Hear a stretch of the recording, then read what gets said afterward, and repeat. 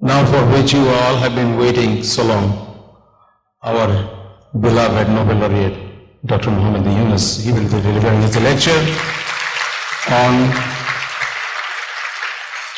on social business.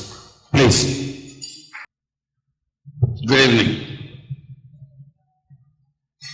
Well, little Bangladesh has a big event, not a little event. Now that I'm a Governor General, I have to make a very formal speech for you. But first let me get the office handed over to me from somebody, I don't know who. But I'm very delighted that I could get this opportunity to meet all of you. And you have said so many nice things about me. I don't know how much I deserve it, but I'm very happy that what I did, it draws attention of people. Because it was considered something which cannot be done. And that was my struggle to persuade people. Not only it can be done, it's very easy. It's not a difficult task. Simply we never paid attention to it. We got so absorbed in doing the things the way we got used to. We don't want to try something different.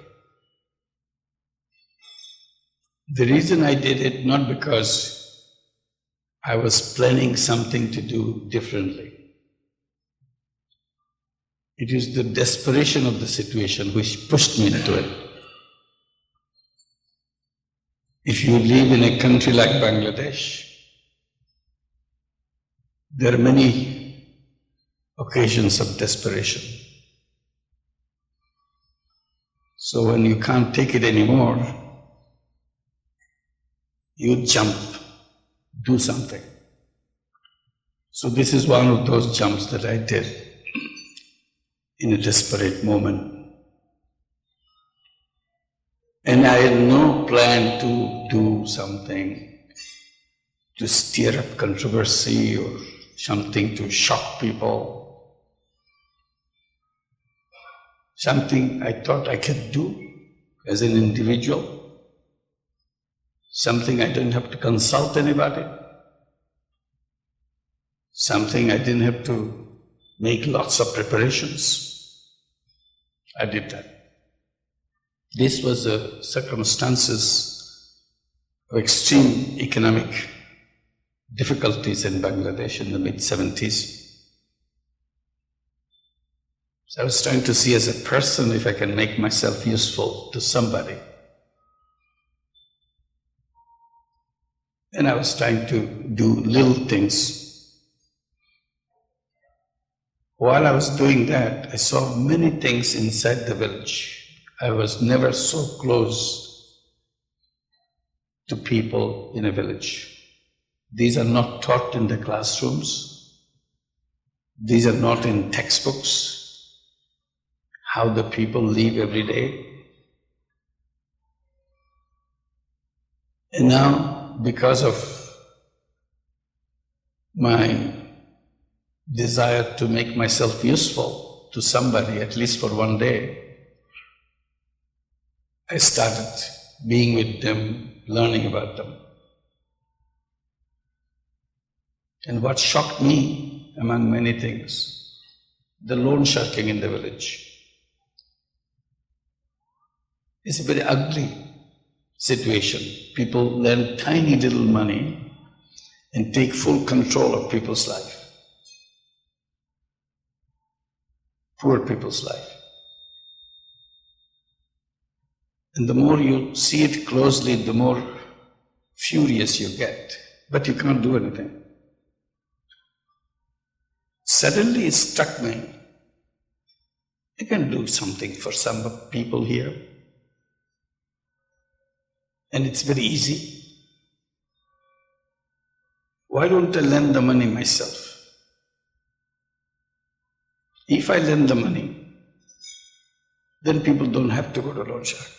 The problem is solved.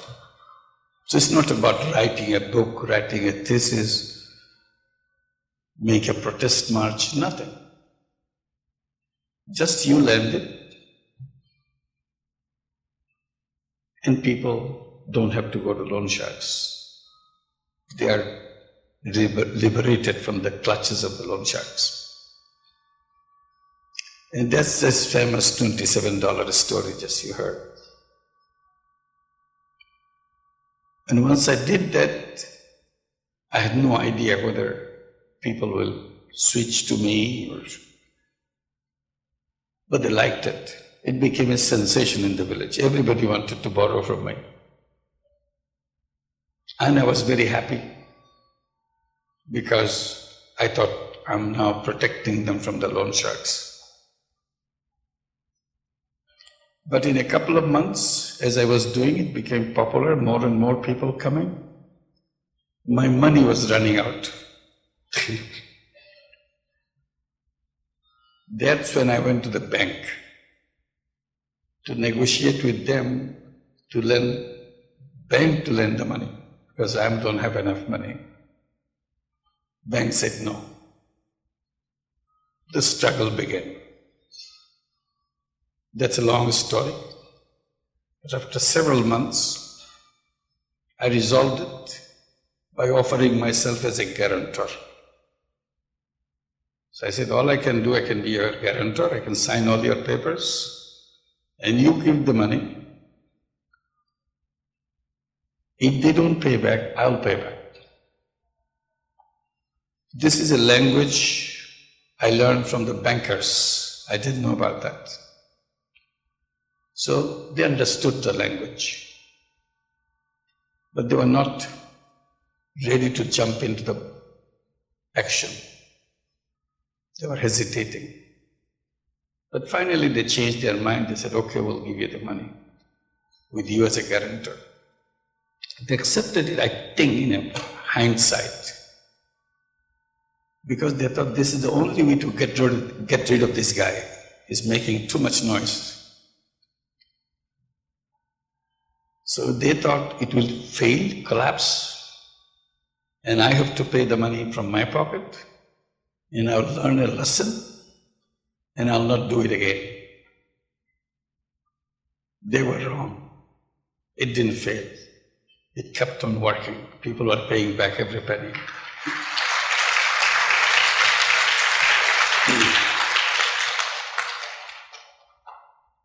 But they slowed down. When it was becoming bigger and bigger, they thought collapse will come very soon and they will be risking too much money. Seeing that they are very reluctant now, so I thought, why don't they create a separate bank now? That's when the idea of creating a bank came. It took a long time. I started the lending from my pocket in 1976. In 1983, we finally became a bank. We were very happy. We could spread the whole thing as fast as we can. And gradually it spread all over the country. Today we lend out we have 8.5 million borrowers in Grameen Bank right now. Mostly women, 97% women. There are certain features which makes Grameen Bank very unique in that sense. Not only it lends money to poor people, poor women, it's also owned by the poor women. And that's what we wanted to make it to be, something which will be their own. So this is a bank owned by poor women, and they sit in the board of the bank. They decide the policy of the bank. That's why when they gave the Nobel Peace Prize, we took all the board members, all poor women, to Oslo to receive that prize, because they gave the prize to the bank also, so they had to receive the prize. That created a little problem with the Nobel Prize Committee because they were not expecting all these illiterate women from Bangladesh will be sitting in the hall, dignified hall with all those dignitaries. So I assured them this is the right thing to do because after all you gave the prize to Grameen Bank. They are the owners should receive it, not a functionary of the bank. And assured them that they can handle themselves. They were delighted, and one of them, on behalf of the whole group, received the award in a very dignified way, make speeches, faced the press, answered questions.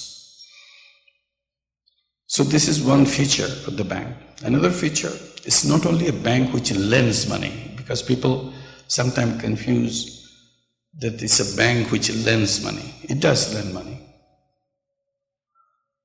It's also a bank which takes savings of the poor people. It encourages the borrowers, all the women, to save in the bank. Everybody has to have a savings account.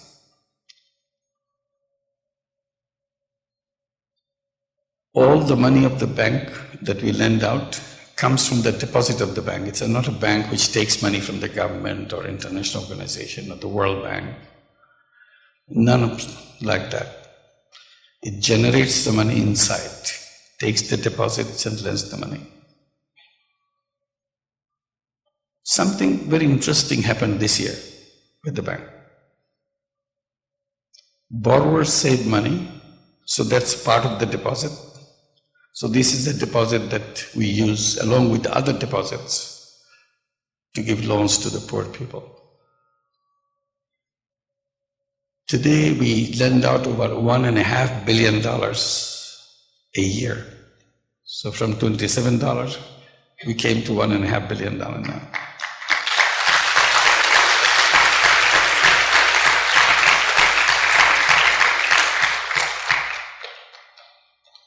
So previously we knew that we have enough money from the deposit, we can lend this $1.5 billion.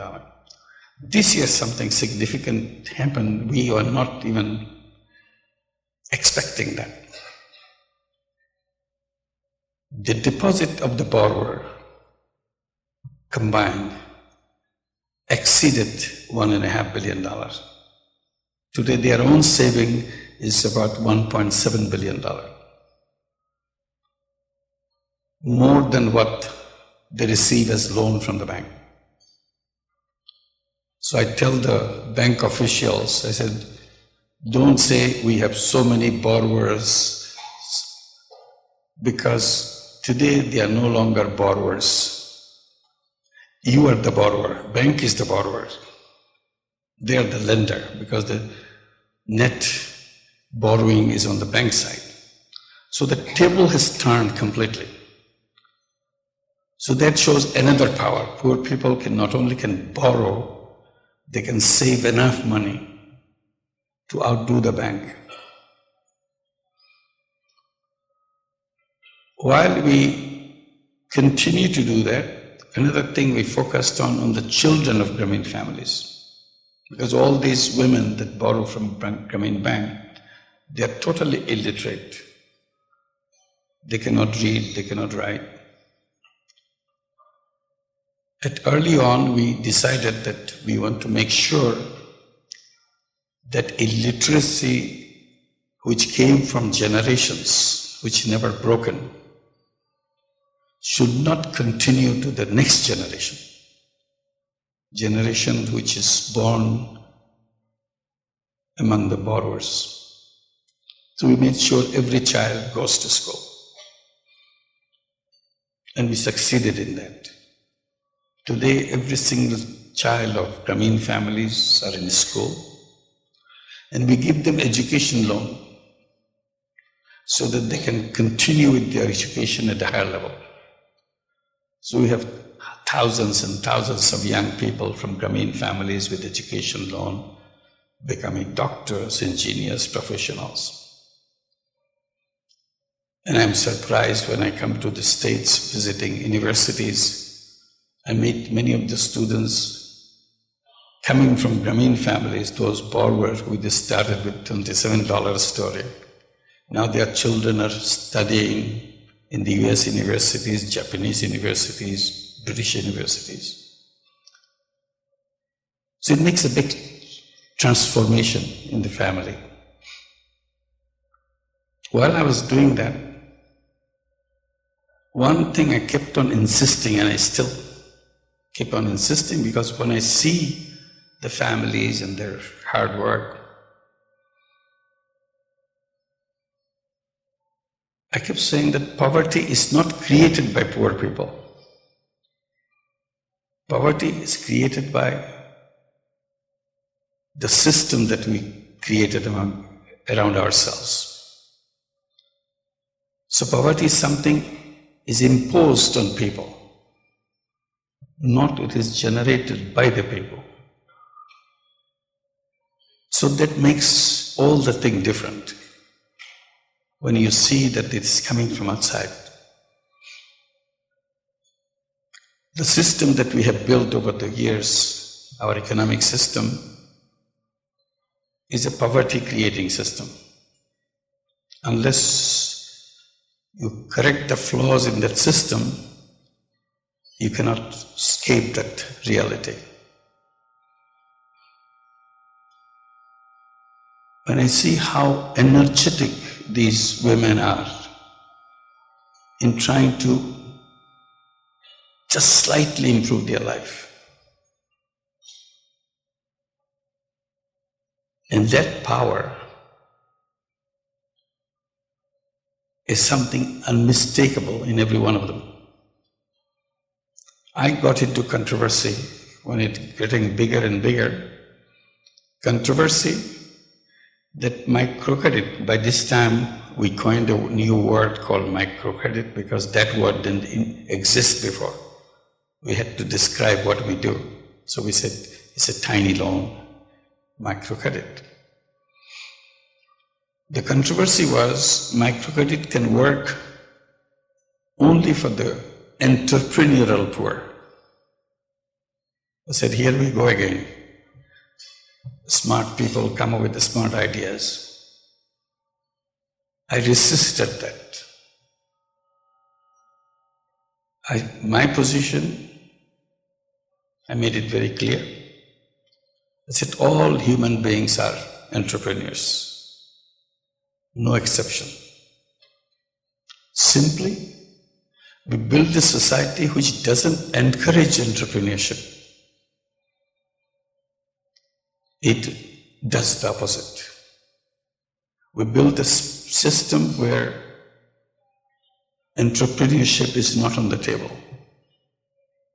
So these women are demonstrating, coming from the bottommost part of the world, how entrepreneurial a person can be. That idea that all human beings are entrepreneurs continues with me, everything I did. Along the microcredit work I was doing, I also see the other problems in the families of Grameen borrowers. Extremely poor health. If you are poor in health. You cannot escape that. So I started saying that first thing I was doing, that I must address this. One of the first problems that we saw was the night blindness in the children, lack of vitamin A. So we started encouraging our borrowers to grow vegetable and feed the children with vegetables so that they can overcome the vitamin A deficiency. So we started selling seeds, put seeds of all varieties of vegetables, made it 1 penny packet. All packets are 1 penny, containing different seeds, different quantity of seeds depending on the price of seeds. As Grameen Bank grew, our seed business grew. We make it a separate business so that it doesn't cost anything to the poor people. It doesn't become a burden to the bank as an extra cost. And gradually, night blindness disappeared. So we're very happy that he could do something. We are not doctors, we are not a medical agency or anything, but we helped people to accept something which eliminated the whole problem of night blindness.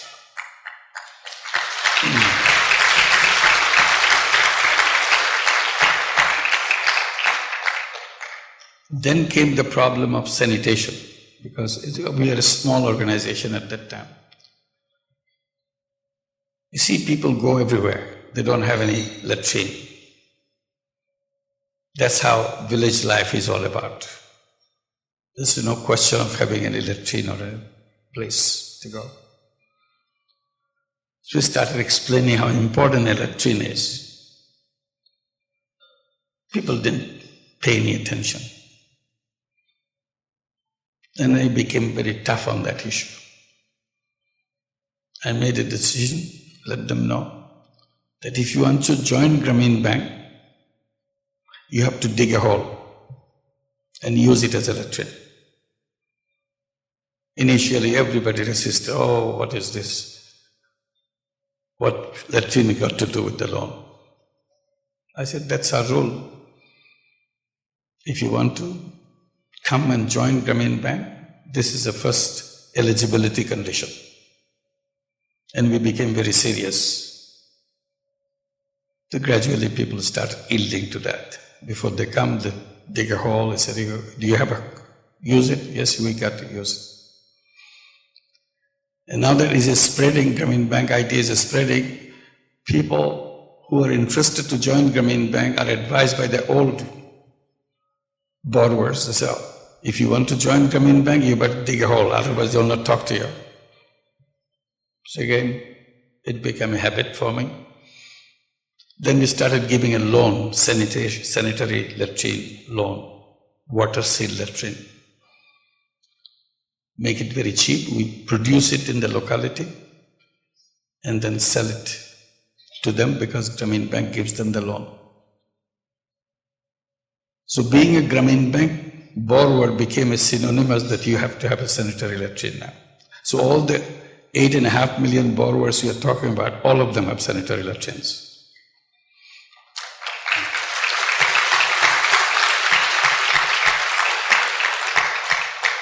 Then it spilled onto other people.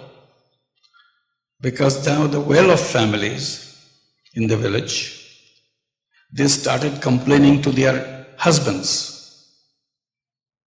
How come the beggar woman has sanitary latrine? We don't have it. Because it is really a torture to the women not to have a latrine. Men can go out anytime they want, they don't care. But women had to wait until the darkness of the night.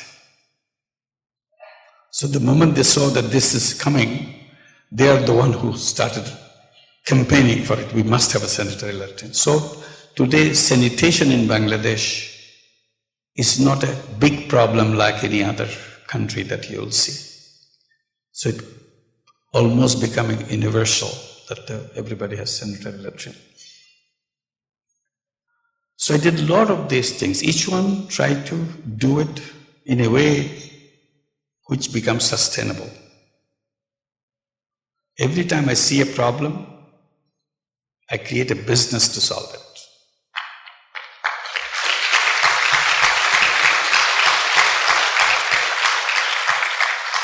Over time, I created many such companies, more than 60 companies.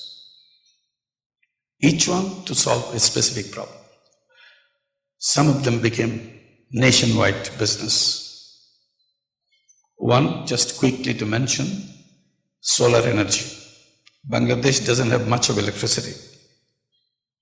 Even now, probably 65% of the people don't have electricity.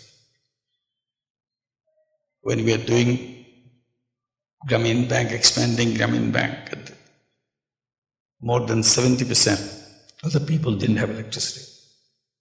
So it's very sad. You go to the village, you see all dark, kerosene lamps. So I thought, why don't we bring solar energy?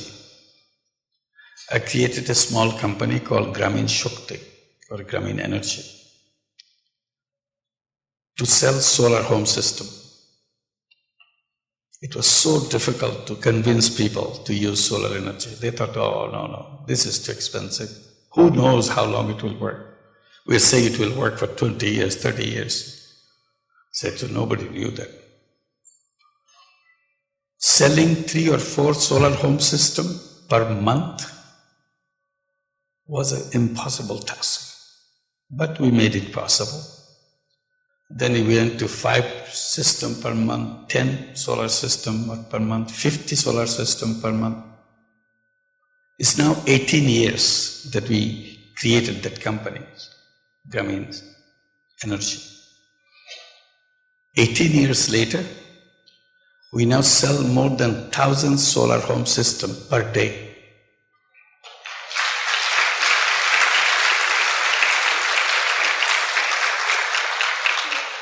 We have 1.5 million homes in Bangladesh. 1.5 million homes in Bangladesh now with solar energy. And it became so popular, many other businesses, NGOs, companies came forward to do the same thing because everybody likes it. All put together, 1.5 million homes done by Gramin Shakti, and probably another 1.5 million homes done by nearly 50 other companies together. Today, 3 million homes are with solar energy. How long it will take to do another 1.5 million by solar Gramin Energy? It will take less than 3 years because the speed is so high now. Why did I create all these companies?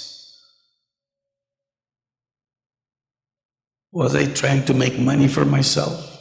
That was never the intention at any level. My focus was to solve the problem that I see in front of me without having any idea of making money for myself. And people ask, why do you create companies if you are not making profit? Because you are supposed to make profit. I said, can you force me to take profit for myself? If I decide not to take profit for myself, how can you force me? It's my decision. Company makes profit, profit stays with the company. Because I decided to create the company to solve the problem. So out of this controversy, then I have to explain that this is a new category of business, which I call social business. So that's the word social business came. I define it by saying non-dividend company to solve human problems. Why is it important? Again, I said things that we do creates problem for people. Poverty, income difference, and so on. Because in our economic theory, human beings are interpreted in a very wrong way. Theoretician assumed all human beings are just money makers, money chasers. Money has become a passion with them, an addiction with them. I said, it doesn't feel right to me. I said, human beings to begin with are not money-making robots. Human beings are very creative beings, very enterprising beings. They don't fit into the robot category. But today, theory has made us into robots. All we do, whatever creative power we have, we use just for making money. And we focus on our selfishness. That's the only quality we need to be an economic man, selfishness. We disregard every other aspects that we have inside of us. I said, yes, human beings are selfish. This is part of human being. But at the same time, they are selfless. The business world doesn't recognize the selflessness. I said, that's where we go wrong. That's why we created all the problems. Why don't they create business on selflessness? People ask, what kind of business is that? That's what I said. I created them. These are based on selflessness. You are not interested in yourself. Then many people became interested. Some large companies became interested to do social business. That was unexpected. I didn't expect them. First one came Danone, a French company. I think in US they call it Danone, yogurt company. So with Danone we created a joint venture to address the problem of malnutrition among the children. Bangladeshi children, almost half of them are malnourished, 48% malnourished. So we wanted to see if we can address this malnutrition in a business way, social business way. Danone was very enthusiastic about it, so we created a business and produced a very special kind of yogurt. Put all the micronutrients which are missing in the children into the yogurt. Make it very cheap. Once you get rid of the idea of making money, suddenly you see your cost calculations come down very quickly. It becomes very cheap. Then we wanted to make it attractive to the children. If you put so many micronutrients in a small cup of yogurt, naturally it will taste very ugly. But the Danone knew how to manipulate the taste. They suppressed the ugly taste, made it a very delicious tasting yogurt. Children love it. Today it's a popular yogurt in Bangladesh. Children eat it in the villages. We make sure it goes to the poor families. We sell in the urban market as well as we sell in the rural market. Not in the market in that sense, but rural households, at the household level. So we now create many such social businesses. We work in Haiti, and we have several social businesses in Haiti. When I went to Haiti, one thing that struck me, Haiti is losing all its forest. It has only 2% of the forest left. What do they do with the forest? They just cut it for making charcoal. And then forest disappears. They tell me that it will take another 5 to 6 years to finish up this 2% or less which you already have. So it will be barren completely. Then we talked a little bit with people in Haiti and said, why don't we create a social business to reforest Haiti? So out of that discussion, now we created a company called Haiti Forest. The sole objective of Haiti Forest is to reforest Haiti as a social business. So we are not going to the government or anybody to do it and donor money to go and finance the Ministry of Forestry, which were tried many times before, never worked. So I said, we'll reforest Haiti. One thing which hit me again, when we are sending the children to universities, colleges, professional schools, they are getting back, finishing their degrees, and then complaining to me, where are our jobs? We have no jobs. Bangladesh doesn't have jobs. Why did you send us to all these schools? In the beginning, I have no answer to that question. But this voice becoming stronger and stronger from young people, frustrated. Then I took a position. The moment they will start saying, where is my job? And I'll immediately ask them, who said you have to have a job? Did your school tell you that you have to have a job? Did your books tell you that you have to have a job? Where did you get this idea? They get very puzzled because they are supposed to have a job. Now this guy is saying, who told you to have a job? Then I tell them the job is an old-fashioned idea. Forget about the jobs. You are young people of this new generation. Why should you get stuck with the old ideas. As a new generation, you make yourself very clear to you and repeatedly remind yourself by telling that I'm not a job seeker, I'm a job creator.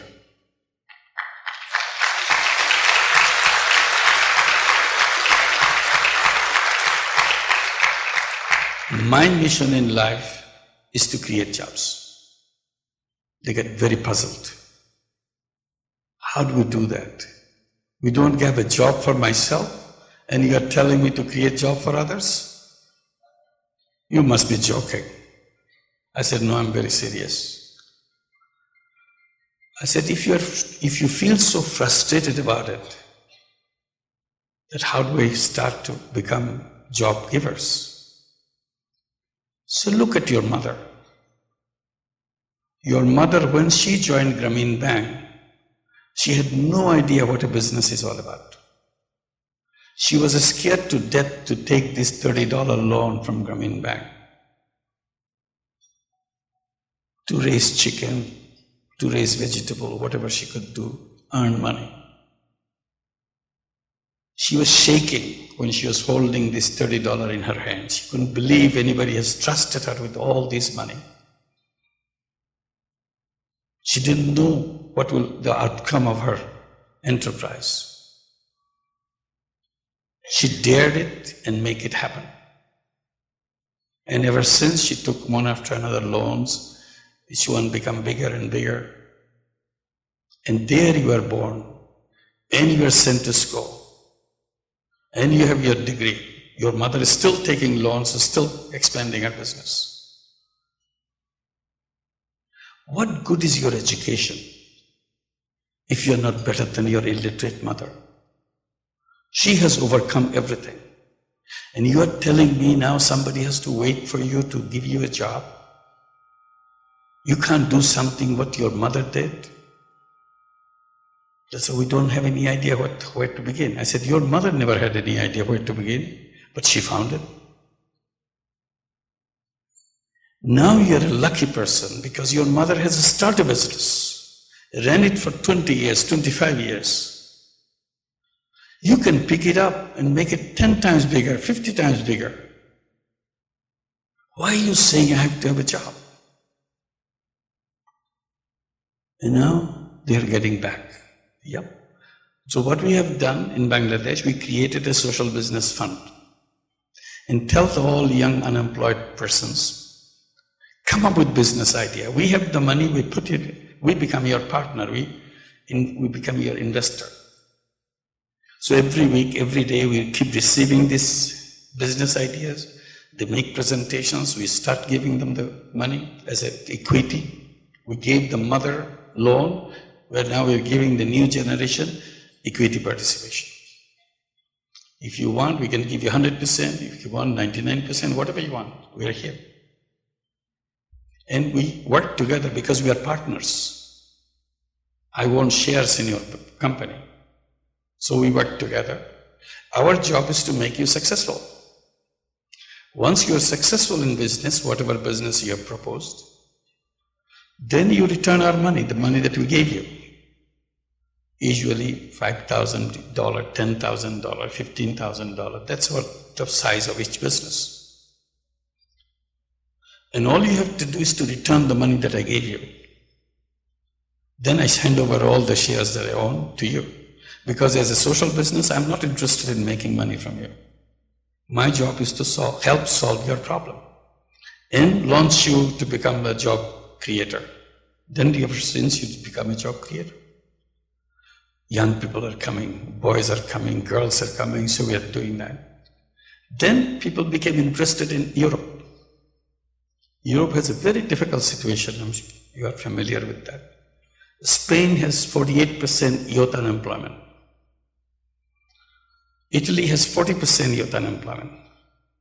Greece has 70% youth unemployment. They are talking about lost generation. One generation gone. I said, what do you mean generation gone? These are human beings. You can't just say it's gone. Human being never disappeared just like that. You accept it because your theory has told you, discard them, forget about them. I said, before you discard them, you discard your theory, which says discard human being. These young people who are unemployed, is it their fault that they are unemployed? Is there something lacking in each one of these young people?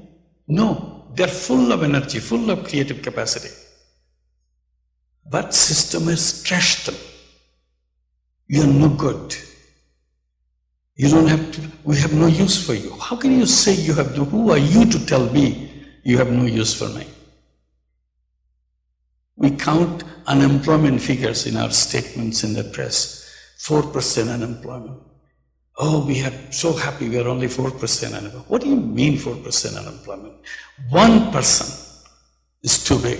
Why any human being be unemployed? Because unemployment is imposed by the system, just like the poverty. It's not in the human being. I said, can a system trash? Can a system punish human being? Shouldn't be the other way. Human beings should be punishing the system which doesn't work for them. I said, what kind of system we build that we tell all our young people, work hard so that you can get a good job? What is slavery of new kind? Why should I have a job? What about me? Entrepreneurship is inbuilt in me, is in the DNA of me. I keep reminding young people, I said, do you think when we were in the caves, we are sending job applications from cave number 1 to cave number 5? We didn't. We got things done for ourselves.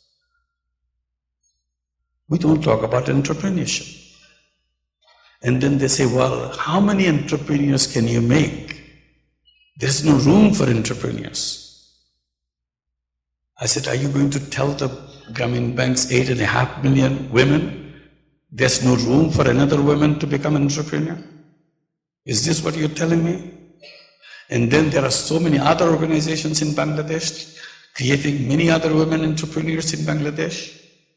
Are you going to tell me that in the Westlake and Boyles Heights, right here in Los Angeles, these women, they don't have any room for entrepreneurship? They take loans from Grameen America. That's what Andreas Young is doing here, right here in your neighborhood. This is what wrong thinking creates all the problem for us. I said, as I keep saying, we can create a world without poverty. And I keep saying that we should see poverty only in the poverty museum, not in the human society, because it doesn't belong to human being. We artificially created it. We artificially dumped people into unemployment, absolutely artificially. I said we should quickly reorganize that and make the very word unemployment unemployed, because you don't have any use for anybody.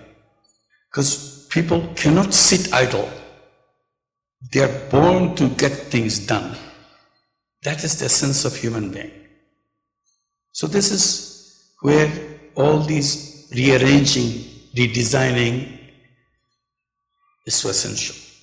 And that's the importance that I see, what the rethinking in the idea of social business is all about. We are, as a human being, we can create both kind of businesses, social business and money-making business. They can work parallelly. It's not that by social business you have to discard the other business. You don't have to, because it's into us to decide whether I should go for social business, whether I should go for money-making business. It's a choice. System must give choice. Today it doesn't give choice because there's only one kind of business. If the children in the schools and the students in the universities learn that there are two kinds of business, one is social business, another is money-making business. And let them decide which way they want to go. I'm sure we all feel that they will do the right decision and make the right world for themselves. We made the wrong world. The young generation has to fix it. Thank you very much.